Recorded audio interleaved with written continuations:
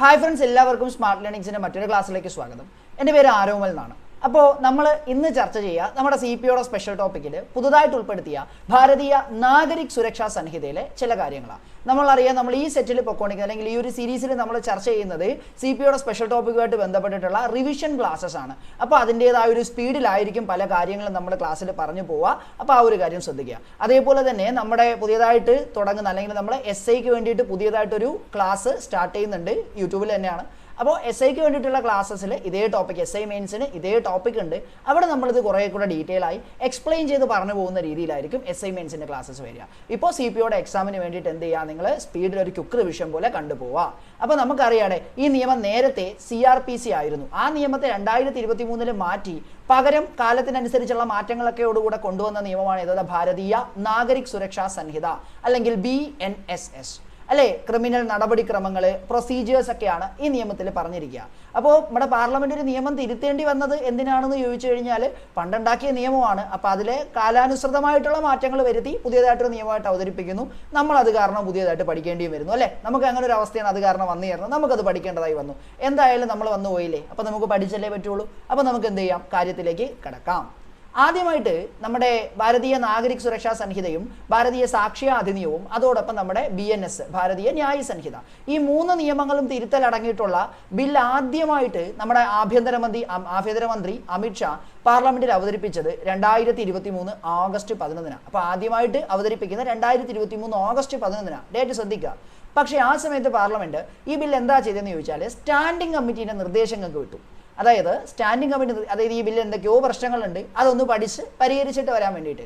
അങ്ങനെ standing committee നിർദ്ദേശപ്രകാരം തിരുത്തലുകളൊക്കെ ഉൾപ്പെടുത്തിക്കൊണ്ട് ആദ്യം, അതായത് 2023 ഓഗസ്റ്റ് 11 അവതരിപ്പിച്ച ബില്ല് അങ്ങ് പിൻവലിക്കുകയും പുതിയ ബില്ല് ഡിസംബറിൽ പുതിയ ബില്ല് ഇൻട്രൊഡ്യൂസ് ചെയ്യുകയും ചെയ്തു.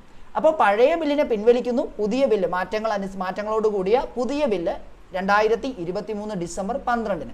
അപ്പോൾ പഴയ ബില്ല് പിൻവലിച്ചിട്ട് പുതിയ ബില്ല് ലോക്സഭയിൽ അവതരിപ്പിച്ചത് 2023 ഡിസംബർ 12. എടാ, ഇത് BNSSന് മാത്രമല്ല BNSനും BSAക്കും ആപ്ലിക്കബിൾ ആയിട്ട് വരുന്ന കാര്യമാണ്. അങ്ങനെ നമ്മുടെ ഭാരതീയ സാക്ഷ്യ അധിനിയവും ഭാരതീയ നാഗരിക് സുരക്ഷാ സംഹിതയും ഭാരതീയ ന്യായ സംഹിതയും ഉൾപ്പെടെയുള്ള ഈ നിയമങ്ങളുടെ ആ ഒരു ഭേദഗതി, ആ ഒരു ബില്ല്, ആ ഒരു സംഭവം ലോക്സഭ പാസ്സാക്കിയത് 2023 ഡിസംബർ 20. 2023 ഡിസംബർ 21 രാജ്യസഭയും പാസ്സാക്കുന്നു. ബില്ല് രാഷ്ട്രപതി ഒപ്പുവെച്ചത് 2023 ഡിസംബർ 25. ഈ ഡേറ്റ് ഒന്ന് ശ്രദ്ധിക്കുക. 2023 December 20 Lok Sabha പാസ്സാക്കുന്നു, 2023 December 21 Rajya Sabha പാസ്സാക്കുന്നു, 2023 December 25 രാഷ്ട്രപതി ഒപ്പുവയ്ക്കുന്നു. അപ്പം നമ്മുടെ ഈ നിയമങ്ങൾ കൂട്ടത്തോടെ ഈ 3 നിലവിൽ വരുന്നത് 2024 ജൂലൈ 1. എടാ, അപ്പോൾ BNSS 2023 എന്നേ പറയുള്ളൂ, 24 എന്നല്ല പറയുക. കാര്യം, ഒരു നിയമം പാർലമെന്റിൽ പാസ്സാക്കി, ആ ബില്ല് അവതരിപ്പിച്ച് പാർലമെന്റിൽ പാസ്സാക്കി രാഷ്ട്രപതി ഒപ്പുവയ്ക്കുന്ന ആ ഒരു വർഷം നോക്കുക. പാർലമെന്റിൽ ബില്ല് അവതരിപ്പിക്കുന്നതുമായിട്ട് ബന്ധപ്പെട്ടായിരിക്കും ആ ഒരു വർഷത്തിന്റെ കാര്യവും, അത് ഏത് നിയമമായിട്ടാണ് നിലവിൽ വരുന്നതെന്നുള്ള കാര്യം അനുസരിച്ചായിരിക്കും ആ ഒരു വർഷം വരിക. ഓക്കെ, ആ ഒരു കാര്യം ശ്രദ്ധിക്കുക. അപ്പോൾ 2023 ഡിസംബർ 25 രാഷ്ട്രപതി നിയമം ഒപ്പുവെച്ചിട്ടുണ്ട്. അപ്പോൾ 2023 എന്നാ പറയാ. 2024 ജൂലൈ 1 നിയമം നിലവിൽ വന്നത്. പക്ഷേ നിയമത്തിൽ 2023 ബില്ല് അവതരിപ്പിക്കുന്നത് ലോക്സഭയും രാജ്യസഭയും പാസ്സാക്കിയതും നമ്മുടെ രാഷ്ട്രപതി ഒപ്പുവെക്കുന്നതും ഒക്കെ ഡിസംബർ 25, 2023. അപ്പോൾ നമ്മുടെ ഈ നിയമങ്ങളിൽ ഒപ്പുവെച്ച രാഷ്ട്രപതി ആരെന്ന് ചോദിച്ചാൽ അത് ദ്രൗപദി മുർമു ആണ്, ഓർമ്മിച്ചിരിക്കുക. അപ്പോൾ നിലവിൽ വരുന്നത് 2024 ജൂലൈ 1. എടാ, ഏതൊരു നിയമത്തിൻ്റെ കാര്യം പറഞ്ഞാലും അതിലെ സെക്ഷൻ 2 എന്ന് പറയുന്നത് ഡെഫിനിഷൻസ് ആയിരിക്കും. മോറോവർ നിയമങ്ങളിലൊക്കെ സെക്ഷൻ 2 നിർവചനങ്ങൾ അല്ലെങ്കിൽ ഡെഫിനിഷൻ, ഈ നിയമത്തിൽ പല ഭാഗത്തും പല പദങ്ങളും പരാമർശിക്കപ്പെട്ടു പോയേക്കാം. അങ്ങനെ പരാമർശിക്കപ്പെട്ടു പോയിരിക്കുന്ന പദങ്ങൾ എന്താണ് എന്നാണ് ഇവിടെ നമുക്ക് വിശദമാക്കുന്നത്. അപ്പോൾ സെക്ഷൻ 2A അല്ലെങ്കിൽ 2-1A എന്ന് പറയുന്നത് ഓഡിയോ വീഡിയോ ഇലക്ട്രോണിക് മാധ്യമങ്ങളാണ്. സെക്ഷൻ 2-1A എന്ന് പറയുന്നത് എന്താണ്? ഓഡിയോ വീഡിയോ ഇലക്ട്രോണിക് മാധ്യമങ്ങൾ. എന്താണ് ഈ ഓഡിയോ വീഡിയോ ഇലക്ട്രോണിക് മാധ്യമം എന്ന് പറഞ്ഞാൽ, ഇപ്പോൾ ഒരു പ്രതിനെ ചോദ്യം ചെയ്യുന്ന വേളയിലോ അല്ലെങ്കിൽ എന്താ പറയുക വീഡിയോ കോൺഫറൻസിങ്ങിനോ തിരിച്ചറിയലിനോ അന്വേഷണത്തിനോ പിടിച്ചെടുക്കലിനോ തെളിവെടുപ്പിനോ ഒക്കെ ആയിട്ട് നമ്മൾ കുറേ ഇലക്ട്രോണിക് കാര്യങ്ങൾ ഉപയോഗിക്കും അല്ലേ. അപ്പോൾ എന്താ, സാക്ഷിമൊഴി രേഖപ്പെടുത്തുന്ന സമയത്ത്, പ്രതികളെ ചോദ്യം ചെയ്യുന്ന സമയത്ത്, പ്രതികളെ അറസ്റ്റ് ചെയ്യുന്ന സമയത്ത് അല്ലെങ്കിൽ തെളിവുകൾ ശേഖരിക്കുന്ന സമയത്തൊക്കെ നമ്മൾ ഒരുപാട് ഇലക്ട്രോണിക് മീൻസ് ഉപയോഗിക്കും. അവയെല്ലാം ഉൾപ്പെട്ട് അല്ലെങ്കിൽ അവയൊക്കെ എന്തായിരിക്കും ഡെഫിനിഷൻ അല്ലെങ്കിൽ ഡിഫൈൻ ചെയ്യുന്നതാണ് section 2-1A. Section 2-1A audio video electronic മാധ്യമങ്ങൾ. ശ്രദ്ധിക്കുക, അതായത് നമ്മുടെ ഒരു പ്രതിനെ കോടതിയിൽ ഹാജരാക്കുന്നത് വരെ അല്ലെങ്കിൽ ആ ഒരു ഫുൾ പ്രോസസ്സിനകത്ത് ഇൻവോൾവ് ആയിരിക്കുന്ന എല്ലാ ഇലക്ട്രോണിക് മാധ്യമങ്ങളും ഈ പറഞ്ഞ ഈ ഒരു പേരിൽ ഉൾപ്പെടുന്നു. അതായത് നിയമത്തിൽ അങ്ങോട്ടും ഇങ്ങോട്ടും പോകുമ്പോൾ ഏതെങ്കിലും ഒരു പോയിന്റിൽ ഇലക്ട്രോണിക് മാധ്യമം എന്ന് പറഞ്ഞിട്ടുണ്ടെങ്കിൽ അവിടെ ഈ സംഭവങ്ങളെല്ലാം അതിനകത്ത് കയറി വരും എന്നാണ് അതിൻ്റെ അർത്ഥം. ഓക്കെ, അപ്പോൾ section 2 1A audio video electronic മാധ്യമങ്ങൾ. നമ്മൾ സെക്ഷൻ 2 പറയുന്ന കാര്യങ്ങൾ ഡീറ്റെയിൽ ആയിട്ട് പഠിച്ചാൽ മക്കളെ 1 മാർക്ക് ഉറപ്പായിട്ടും ഇതിനകത്ത് നിന്ന് കിട്ടും. അപ്പോൾ section 2 1A audio video electronic മാധ്യമങ്ങൾ. ഇനി നമുക്ക് 2 1C പോവാം. ജാമ്യം അനുവദിക്കേണ്ട കുറ്റം. എടാ, നമ്മളെ ചില കുറ്റകൃത്യങ്ങൾ ജാമ്യം അനുവദിക്കേണ്ടതായിരിക്കും, എന്നാൽ ചില കുറ്റകൃത്യം ചെയ്താൽ ജാമ്യം കിട്ടില്ല. ഫോർ എക്സാമ്പിൾ, പോക്സോ നിയമപ്രകാരമുള്ള കുറ്റങ്ങളാണെങ്കിൽ, പോക്സോ നിയമപ്രകാരമുള്ള ലൈംഗിക അതിക്രമം, ലൈംഗിക പീഡനമൊക്കെ പോലുള്ള കുറ്റകൃത്യങ്ങൾ ജാമ്യമില്ലാത്ത കുറ്റങ്ങളാണ്. പോക്സോ കേസ് വന്നു കഴിഞ്ഞാൽ റിമാൻഡ് ചെയ്യപ്പെടും, ജാമ്യം ലഭിക്കില്ല. എന്നാൽ ചില കുറ്റങ്ങൾക്ക് ജാമ്യമുണ്ട്. അപ്പോൾ ഇത് എങ്ങനെ തിരിച്ചറിയാൻ പറ്റും ഒരു കുറ്റത്തിന് ജാമ്യം ലഭിക്കുമോ ജാമ്യം ലഭിക്കൂലേ എന്ന്? അതിനെപ്പറ്റിയൊക്കെ പറയുന്നത് ഒന്നുകിൽ BNSSന്റെ 1ാം പട്ടികയിൽ ലിസ്റ്റ് ചെയ്തിട്ടുണ്ട്. അപ്പോൾ കുറേ കുറ്റങ്ങളെ BNSSന്റെ 1ാം പട്ടികയിൽ ലിസ്റ്റ് ചെയ്തിട്ടുണ്ട്. ഇവ ജാമ്യം ലഭിക്കേണ്ടതാണ്, അല്ലെങ്കിൽ ഇവ ജാമ്യം കൊടുക്കാൻ പാടില്ലാത്തതാണ്, അല്ലെങ്കിൽ ഇവ കോഗ്നിസബിൾ ആണ്, അങ്ങനെ ലിസ്റ്റ് ചെയ്തിട്ടുണ്ട് BNSSന്റെ 1ാം പട്ടികയിൽ. അപ്പോൾ ശ്രദ്ധിക്കുക, സെക്ഷൻ 2 1C പറയുന്നത് ജാമ്യം അനുവദിക്കേണ്ട കുറ്റങ്ങളെ കുറിച്ചാണ്. BNSSന്റെ 1ാം പട്ടിക പ്രകാരമോ അല്ലെങ്കിൽ നിലവിലുള്ള മറ്റേതെങ്കിലും നിയമപ്രകാരമോ ജാമ്യം ലഭിക്കാവുന്ന കുറ്റങ്ങളാണ്, അല്ലെങ്കിൽ ജാമ്യം അനുവദിക്കേണ്ടതാണ്. ഏത്? ജാമ്യം ലഭിക്കാവുന്ന കുറ്റങ്ങൾ. എന്നാൽ ജാമ്യം അനുവദിക്കേണ്ടാത്ത കുറ്റങ്ങൾ എന്ന് പറഞ്ഞാൽ ഏതാ? മറ്റു കുറ്റം. ഇതിൽ പറഞ്ഞിട്ടുള്ള കുറ്റങ്ങൾക്ക് ഇന്ന കുറ്റത്തിന് ജാമ്യം കൊടുക്കാം എന്ന് പറഞ്ഞിട്ടുണ്ടെങ്കിൽ ജാമ്യമുണ്ട്. ഇനി വേറൊരു കേസ് പറഞ്ഞുതരാം. ഒരു കുറ്റകൃത്യം അത് BNSSൽ പട്ടികയിൽ പറഞ്ഞിട്ടില്ല, പക്ഷേ മറ്റൊരു IT ആക്ട് പ്രകാരം അത് ജാമ്യം ലഭിക്കാവുന്ന കുറ്റമാണെങ്കിൽ ജാമ്യം ലഭിക്കും. അപ്പോൾ 2 1C ജാമ്യം അനുവദിക്കേണ്ട കുറ്റം അല്ലെങ്കിൽ ബെയിലബിൾ ഒഫൻസ്. 2 1C. അപ്പോൾ 1A audio video, 2 1A audio video electronic മാധ്യമങ്ങൾ, 2 1C ജാമ്യം അനുവദിക്കേണ്ട കുറ്റം. ഇനി 2 1G പോകുമ്പോൾ കോഗ്നിസബിൾ കുറ്റങ്ങൾ. എന്താണ് കോഗ്നിസബിൾ കുറ്റം എന്ന് പറഞ്ഞാൽ ഒരു പോലീസ് ഉദ്യോഗസ്ഥന് വാറന്റ് കൂടാതെ അറസ്റ്റ് ചെയ്യാൻ സാധിക്കുന്ന കുറ്റങ്ങളാണ് കോഗ്നിസബിൾ കുറ്റം. അപ്പോൾ എന്താണ് കോഗ്നിസബിൾ കുറ്റം എന്ന് പറയുന്നത്? ഒരു പോലീസ് ഉദ്യോഗസ്ഥന് വാറന്റ് കൂടാതെ അറസ്റ്റ് ചെയ്യാൻ സാധിക്കുന്ന കുറ്റങ്ങളെ പറയുന്ന പേരാണെന്ത്? കോഗ്നിസബിൾ കുറ്റങ്ങൾ. അപ്പോൾ ഇവിടെ നിങ്ങൾ ശ്രദ്ധിക്കുക, ഇവിടെയും അതേപോലെ തന്നെ നിലവിലുള്ള മറ്റേതെങ്കിലും നിയമപ്രകാരമോ അല്ലെങ്കിൽ BNSSന്റെ 1ാം പട്ടിക പ്രകാരമോ ഒരു പോലീസ് ഉദ്യോഗസ്ഥന് വാറന്റ് കൂടാതെ അറസ്റ്റ് ചെയ്യാൻ കഴിയുന്ന കുറ്റകൃത്യങ്ങളാണ് കോഗ്നിസബിൾ കുറ്റങ്ങൾ. അപ്പോൾ എന്താണ് കോഗ്നിസബിൾ കുറ്റങ്ങൾ? നമ്മുടെ BNSSന്റെ 1ാം പട്ടിക പ്രകാരമോ അല്ലെങ്കിൽ നിലവിലുള്ള മറ്റേതെങ്കിലും നിയമപ്രകാരമോ ഒരു പോലീസ് ഉദ്യോഗസ്ഥന് വാറന്റ് കൂടാതെ അറസ്റ്റ് ചെയ്യാൻ കഴിയുന്ന കുറ്റകൃത്യങ്ങളാണ് കോഗ്നിസബിൾ കുറ്റകൃത്യം. ഇപ്പോൾ 2 1A ഓഡിയോ വീഡിയോ ഇലക്ട്രോണിക് മാധ്യമങ്ങൾ, 2 1C ജാമ്യം ലഭിക്കാവുന്ന കുറ്റങ്ങൾ, 2 1C 2 1G കോഗ്നിസബിൾ കുറ്റങ്ങൾ. ഇനി അടുത്ത് പോകുന്നത് 2 1H പരാതി.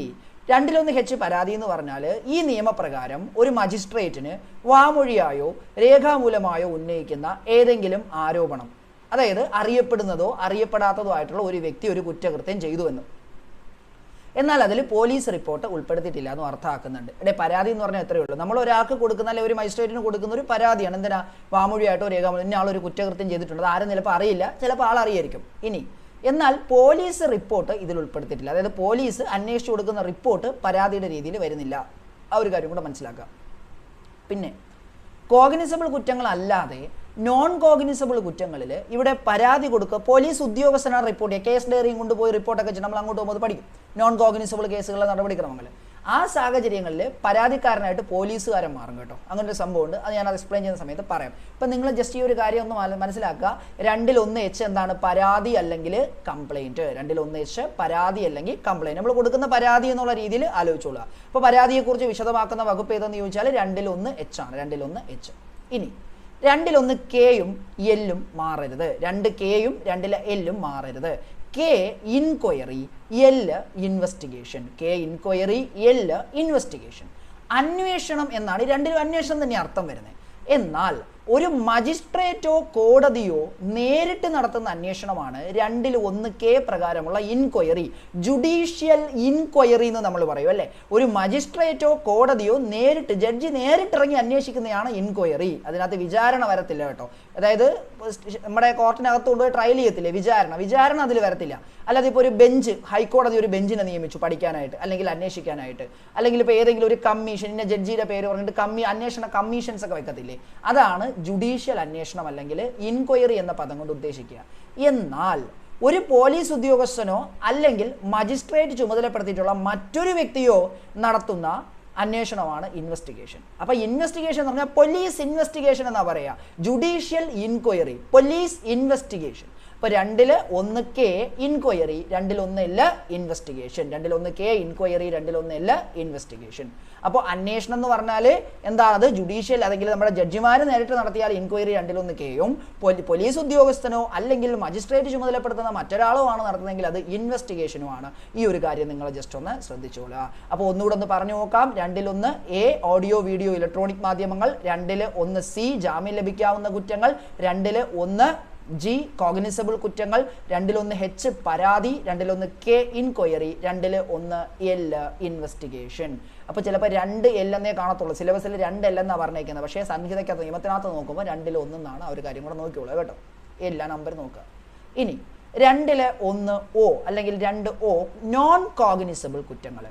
ഒരു കുറ്റകൃത്യം ചെയ്തയാളെ ഒരു പോലീസ് ഉദ്യോഗസ്ഥന് വാറന്റ് ഇല്ലാതെ അറസ്റ്റ് ചെയ്യാൻ സാധിക്കില്ലെങ്കിൽ അത്തരം കുറ്റകൃത്യങ്ങളെയാണ് നോൺ കോഗ്നിസബിൾ കുറ്റകൃത്യം എന്ന് പറയുക.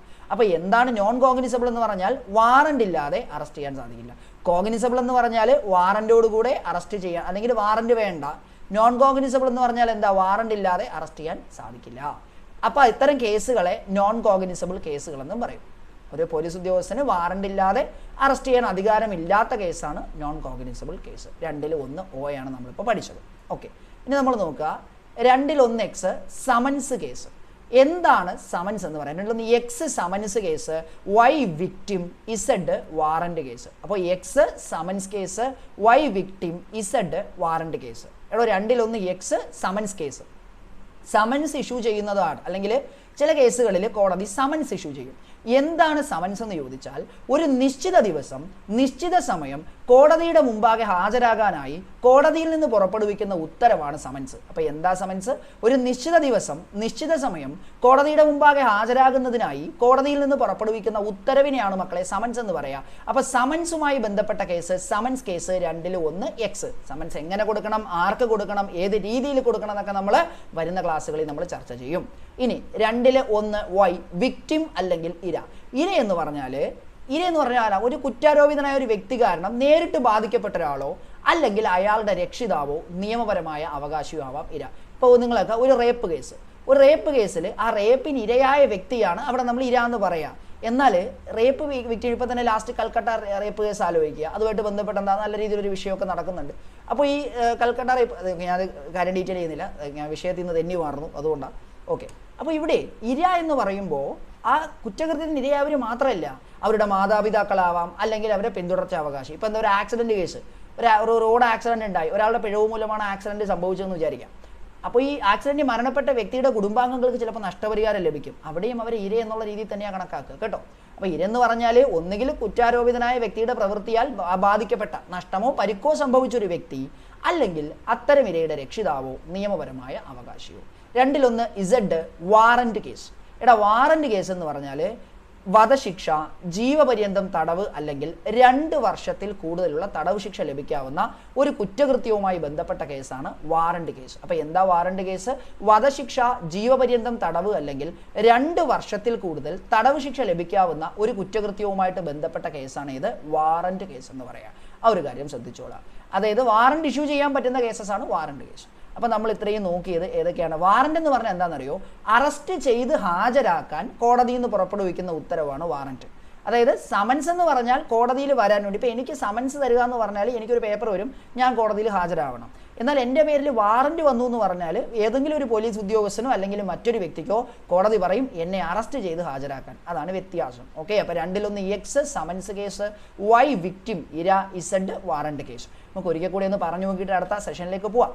അപ്പോൾ നിങ്ങൾ ശ്രദ്ധിക്കുക, 2 എ ഓഡിയോ വീഡിയോ ഇലക്ട്രോണിക് മാധ്യമങ്ങൾ, ദെൻ സി കോഗ്നിസബിൾ കുറ്റങ്ങൾ, ക്ഷമിക്കുക, 2 എ ഓഡിയോ വീഡിയോ ഇലക്ട്രോണിക് മാധ്യമങ്ങൾ, 2 സി ജാമ്യം ലഭിക്കാവുന്ന കുറ്റങ്ങൾ, 2 ജി കോഗ്നിസബിൾ കുറ്റങ്ങൾ, എച്ച് പരാതി, കെ ഇൻക്വയറി മജിസ്ട്രേറ്റ് നടത്തുന്നത്, L investigation, O non cognizable കുറ്റങ്ങൾ, X summons case, Y victim അല്ലെങ്കിൽ ഇര, ഇസഡ് വാറന്റ് കേസ്. അപ്പോൾ ഇത്രയും കാര്യം മനസ്സിലായി എന്ന് വിചാരിക്കുന്നു. നെക്സ്റ്റ് പാർട്ടിലേക്ക് പോവാം.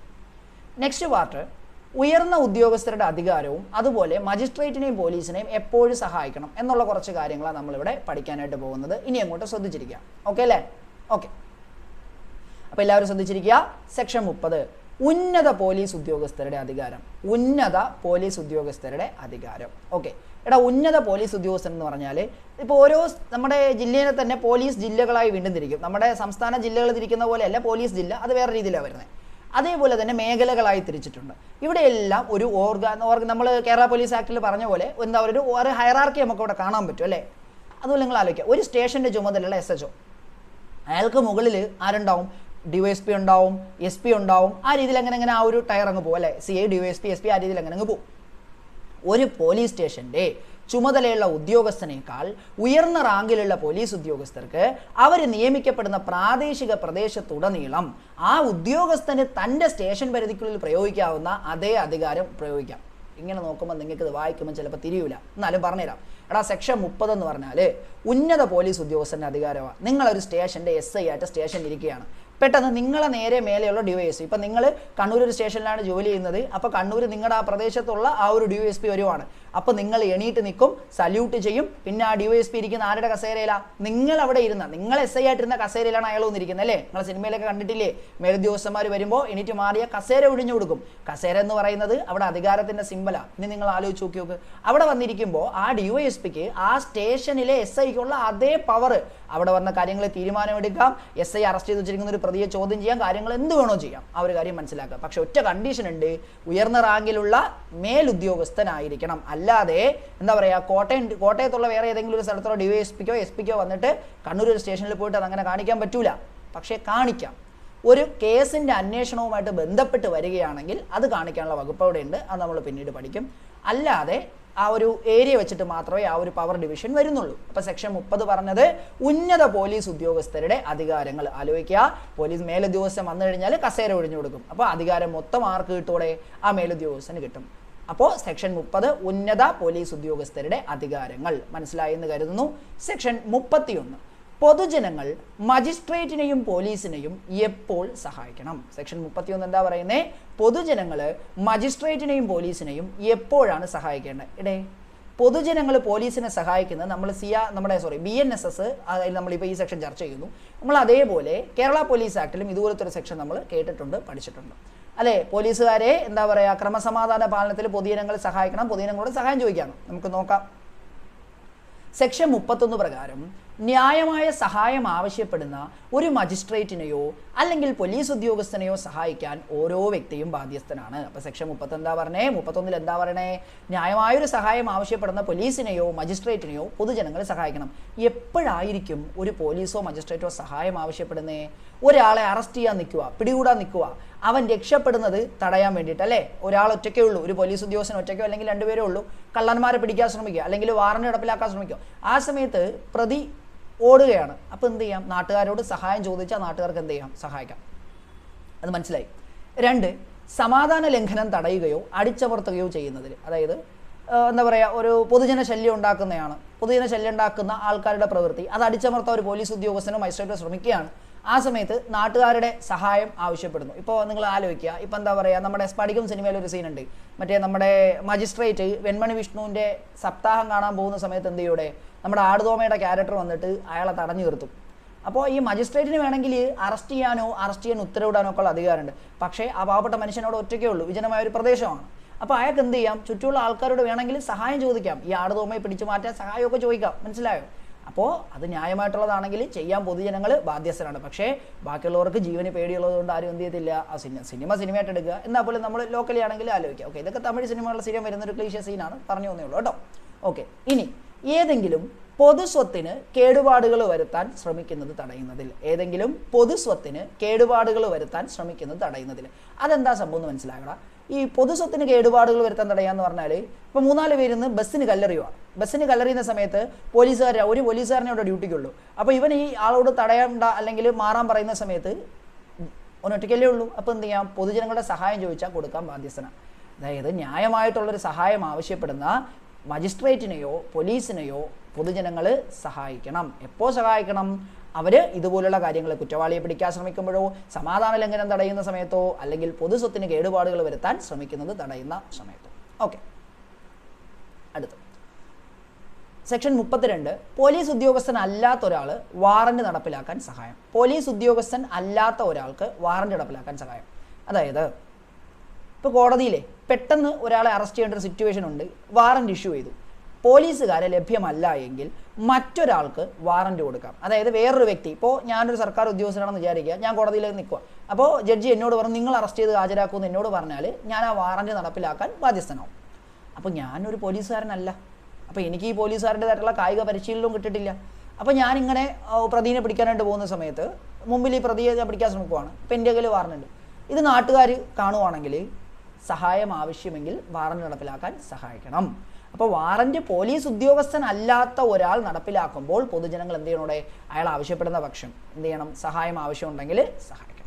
സെക്ഷൻ 31 പറഞ്ഞപ്പോൾ പോലീസിനെയോ മജിസ്ട്രേറ്റിനെയോ എപ്പോൾ സഹായിക്കണം? 32, പോലീസ് ഉദ്യോഗസ്ഥൻ അല്ലാത്ത ഒരാൾ വാറന്റ് നടപ്പിലാക്കാൻ നമ്മൾ സഹായം നൽകണം.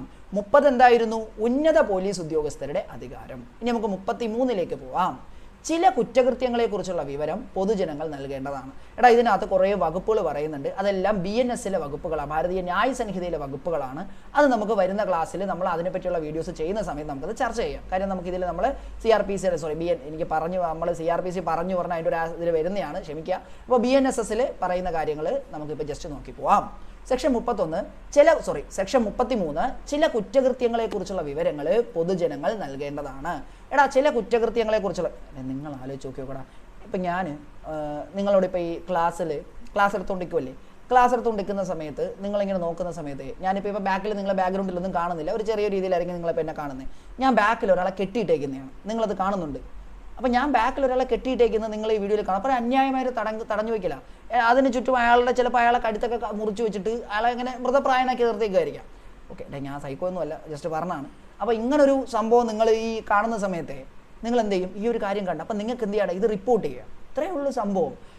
BNSS പ്രകാരം നമ്മുടെ ചില BNS-ൽ പറയുന്ന ചില കുറ്റകൃത്യങ്ങൾ ചെയ്യുന്നതിനെ കുറിച്ചോ അല്ലെങ്കിൽ അത് ചെയ്യാനുള്ള ഉദ്ദേശത്തെക്കുറിച്ചോ അറിയുന്ന ഓരോ വ്യക്തിയും, അത് ഏതൊക്കെയാണ്? 103 to 105 BNS-ന്റെ വകുപ്പുകളാണ്. 111 to 113, 140 to 144, then 147 to 154, 178 to 182, 189, 191, 274 to 280, 307, 309 to 312, 316, 326 to 328, then 331, 32. അപ്പോൾ ഈ തുടങ്ങിയപ്പോൾ കുറേ വകുപ്പുകൾ നമ്മൾ പറഞ്ഞു അല്ലേ. അപ്പോൾ ഈ വകുപ്പുകളൊക്കെ ഇതിൽ നമുക്ക് ചില വകുപ്പുകൾ നമുക്ക് പഠിക്കാനുണ്ട്, അത് നമ്മൾ ഡീറ്റെയിൽ ആയിട്ട് നമ്മൾ പഠിക്കും. അപ്പോൾ ഇതേപോലെയുള്ള ഈ വകുപ്പുകളിൽ ചെയ്തേക്കുന്ന ഏതെങ്കിലും ഒരു കുറ്റം ചെയ്യുകയോ അല്ലെങ്കിൽ ചെയ്യാനുള്ള ഉദ്ദേശത്തെക്കുറിച്ചുള്ള അറിവ് എന്ത് ചെയ്യണോടെ, അത് തൊട്ടടുത്തുള്ള മജിസ്ട്രേറ്റിനോ പോലീസ് ഉദ്യോഗസ്ഥനോ അറിയിക്കണം. 33 ഇത്രയേ ഉള്ളൂ. നിങ്ങളൊരു പബ്ലിക്, നമ്മളെല്ലാവരും പബ്ലിക് ആണല്ലോ, നമ്മളൊരു കുറ്റകൃത്യം ഒരുത്തൻ ചെയ്യാൻ പോകുന്നതിനെക്കുറിച്ചോ അല്ലെങ്കിൽ ചെയ്തതിനെക്കുറിച്ചോ വിവരം ലഭിച്ചു, നമ്മൾ എന്ത് ചെയ്യുക? ഈ ഒരു കാര്യം അടുത്തുള്ള പോലീസ് സ്റ്റേഷനിൽ അറിയിക്കുക അല്ലെങ്കിൽ മജിസ്ട്രേറ്റിനെ അറിയിക്കുക. അത്രയേ ഉള്ളൂ. നമ്മൾ എന്തെങ്കിലും കുറ്റത്തിനെക്കുറിച്ച് അറിഞ്ഞാൽ നമ്മൾ എന്താണ് വാട്സപ്പിൽ സ്റ്റാറ്റസ് ഇടുന്നതിന് പകരം എന്ത് ചെയ്യുക? പോലീസ് സ്റ്റേഷനിൽ പോയിട്ട് അറിയിക്കുക. അത്രയേ ഉള്ളൂ. ഓക്കെ, അപ്പോൾ 30 ഉയർന്ന പോലീസ് ഉദ്യോഗസ്ഥൻ്റെ അധികാരം. 31 വരുമ്പോൾ പോലീസിനെയും മജിസ്ട്രേറ്റിനെയും എന്ത് ചെയ്യണം? പൊതുജനങ്ങൾ എപ്പോൾ സഹായിക്കണം? 32 പോലീസ് അല്ലാത്ത ഒരാൾ വാറന്റ് നടപ്പിലാക്കുമ്പോൾ സഹായിക്കണം. 33 ചില കുറ്റകൃത്യങ്ങളെക്കുറിച്ചുള്ള വിവരങ്ങൾ നമ്മൾ പോലീസിനെയോ മജിസ്ട്രേറ്റിനെയോ അറിയിക്കണം. ഇനി നമ്മൾ ഇന്നത്തെ ക്ലാസ്സിൻ്റെ ലാസ്റ്റ് സെഷനിലേക്ക് കടക്കുകയാണ്. സെക്ഷൻ 34, ഗ്രാമത്തിൻ്റെ കാര്യങ്ങൾ സംബന്ധിച്ച് നിയമിക്കപ്പെടുന്ന ഉദ്യോഗസ്ഥരുടെ റിപ്പോർട്ട് ചെയ്യാനുള്ള കർത്തവ്യം. അതായത് ഇപ്പം നമ്മുടെ ഇന്ത്യയുടെ പല പ്രദേശങ്ങളിലും വിജനമായ ഗ്രാമങ്ങളുണ്ടായിരിക്കും. അതായത് 2 ഗ്രാമങ്ങൾ തമ്മിൽ വലിയ ദൂരവും അതിർത്തിയൊക്കെ ഉണ്ടാവും. നമ്മുടെ നാട്ടിലാണ് ജനങ്ങൾ തിങ്ങിപ്പാർക്കുന്നത്. അപ്പോൾ നമ്മുടെ വീട്ടിലിപ്പോൾ ആരെങ്കിലും അസ്വാഭാവികമായിട്ട് വരികയോ എന്തെങ്കിലും നടക്കുക ചെയ്ത് കഴിഞ്ഞാൽ തൊട്ടടുത്ത വീട്ടുകാരും അറിയും, ചുറ്റുള്ള ആൾക്കാരും അറിയും, നാട്ടുകാരും അറിയും, പോലീസുകാരും അറിയും, പഞ്ചായത്തുകാരോ അല്ലെങ്കിൽ മുനിസിപ്പാലിറ്റിക്കാരോ എല്ലാവരും അറിയും. എന്നാൽ ഇന്ത്യയിലെ പ്രത്യേകിച്ച് ഉത്തരേന്ത്യൻ ഗ്രാമങ്ങളിലൊക്കെ ഒരുപാട് ദൂരം ഉണ്ട്. 2 ഗ്രാമങ്ങൾ തമ്മിൽ ഒരുപാട് ദൂരമുണ്ട്. ഗ്രാമത്തിൻ്റെ ഒരു പ്രത്യേക സ്ഥലത്ത് മാത്രമേ പോപ്പുലേഷൻ കാണുള്ളൂ, ബാക്കി സ്ഥലം മൊത്തം വിജനമായിരിക്കും, ഗ്രാമഭൂമികളെന്ന് പറയും. അപ്പോൾ ഈ സ്ഥലത്തൊക്കെ ക്രൈം നടക്കാനും സാധ്യത കൂടുതലാണ്. പോലീസ് പട്രോളിങ്ങോ കാര്യങ്ങളോ ശക്തമായിട്ട് ഉണ്ടാവണം എന്നുമില്ല. കേരളത്തിൻ്റെ ആസ്പെക്റ്റിൽ ചിന്തിച്ചാൽ ഇത് മനസ്സിലാവില്ല.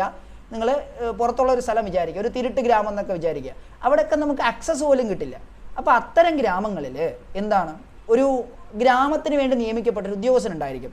അയാൾ അയാളുടെ കൈവശമുള്ള ഏതൊരു വിവരവും, അതായത് സെക്ഷൻ 34 പ്രകാരം ഗ്രാമത്തിൻ്റെ കാര്യങ്ങൾ സംബന്ധിച്ച് നിയമിക്കപ്പെടുന്ന ഉദ്യോഗസ്ഥർ അവരുടെ കൈവശം ലഭിക്കുന്ന വിവരങ്ങൾ എന്ത് ചെയ്യണോ, അടുത്തുള്ള മജിസ്ട്രേറ്റിനെയോ അല്ലെങ്കിൽ പോലീസ് സ്റ്റേഷൻ്റെ ചുമതലയുള്ള ഉദ്യോഗസ്ഥനെയോ ഉടൻ തന്നെ അറിയിക്കണം. എന്തൊക്കെ കാര്യങ്ങൾ നമുക്ക് നോക്കാം, അപ്പോൾ മനസ്സിലാവും അതിൻ്റെ ഒരു വ്യാപ്തി എന്താണ്.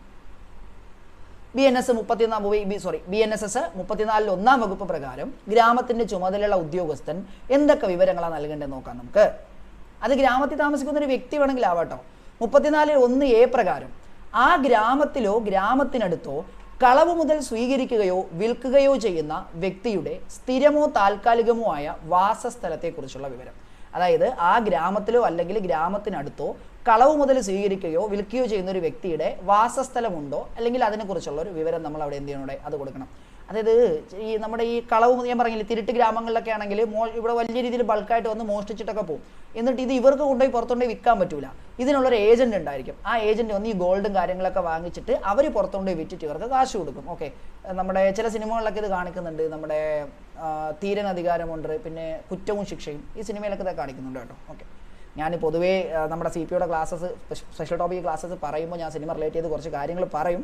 ജസ്റ്റ് കണക്റ്റ് ആവുന്ന ആൾക്കാർക്ക് മനസ്സിലാവാൻ വേണ്ടിയിട്ടാണ് അത് പറയുന്നത്, അല്ലാത്തവരെ ജസ്റ്റ് ഒന്ന് വിട്ടേക്കുക. ഓക്കെ, 34 1B പോകുമ്പോൾ കവർച്ചക്കാരനോ തടവ് ചാടിയവനോ കുറ്റാരോപിതനോ അല്ലെങ്കിൽ വിളംബരം ചെയ്യപ്പെട്ട കുറ്റക്കാരനോ അങ്ങനെയുള്ള ഏതൊരു വ്യക്തിയും ആ ഗ്രാമത്തിനുള്ളിൽ ഏതെങ്കിലും സ്ഥലത്ത് ചെല്ലാറുള്ളതായോ അല്ലെങ്കിൽ ആ ഗ്രാമത്തിലൂടെ കടന്നു പോകുന്നതോ ആയിട്ടുള്ള സംബന്ധിച്ച വിവരം. ഒരു തടവ് ചാടിയ വ്യക്തി അല്ലെങ്കിൽ ഒരു കൊള്ളക്കാരൻ, ഒരു കൊലപാതകി അല്ലെങ്കിൽ ഒരു വീട്ടാപ്പുള്ളി, ഇവൻ ഈ ഗ്രാമത്തിൽ ഒന്ന് ഒളിച്ചു പാർക്കാം. ഓക്കെ, നിങ്ങൾ ആലോചിച്ച് നോക്കി, ഇപ്പോൾ നമ്മുടെ ചുരുളിയിൽ വന്ന് ഒളിച്ചു പാർത്ത ജോയി മോനെ പിടിക്കാനല്ലേ രണ്ടുപേർ വരുന്നത്. അപ്പോൾ അതേപോലെ ഇങ്ങനെ ആരെങ്കിലും അവിടെ ഒളിച്ചു പാർക്കുന്നുണ്ടെങ്കിൽ എന്ത് ചെയ്യണോടെ വിവരം കൊടുക്കണം. ഓക്കെ, 34(1)(c) ഗ്രാമത്തിലോ ഗ്രാമത്തിനടുത്തോ ജാമ്യം അനുവദിക്കേണ്ടതല്ലാത്ത ഏതെങ്കിലും കുറ്റമോ, പിന്നെ അതുപോലെ തന്നെ ഈ സംഘം ചേരലൊക്കെ അവരെ അങ്ങനെ എന്തെങ്കിലും കുറ്റകൃത്യങ്ങളോ അല്ലെങ്കിൽ ഈ തീവ്രവാദ പ്രവർത്തനങ്ങളോ ഒക്കെ നടക്കുന്നുണ്ടോ, അതുമായിട്ട് ബന്ധപ്പെട്ട ആയുധ പരിശീലനം നൽകുന്നുണ്ടോ, ഇങ്ങനത്തെ വിവരങ്ങളൊക്കെ എന്ത് ചെയ്യുക, നൽകണം. ഓക്കെ, അപ്പോൾ 34 പറഞ്ഞ വിവരങ്ങൾ നിങ്ങൾ ജസ്റ്റ് മനസ്സിലാക്കുക. ഇത് കാണാതെ പഠിക്കണമെന്നില്ല, കാര്യം ആലോചിച്ചിരുന്നാൽ മതിയാവും.